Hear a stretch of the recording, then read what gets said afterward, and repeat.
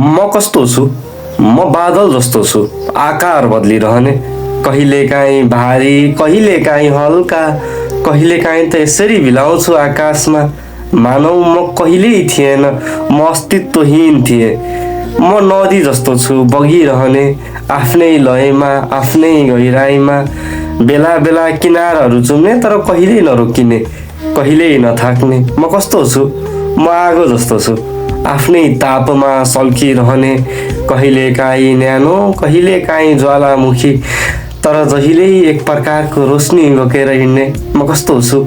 म किताब जस्तो छु, बाहिरबाट गम्भीर, भित्र कथा भरिएको। कसैले पढ्छ, कसैले पढ्दैनन्, तर जसले पढ्छ उसले मलाई महसुस गर्छ।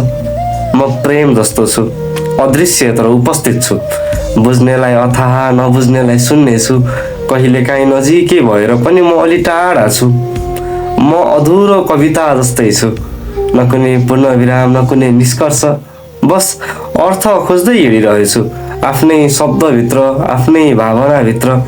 म कस्तो छु भनौँ?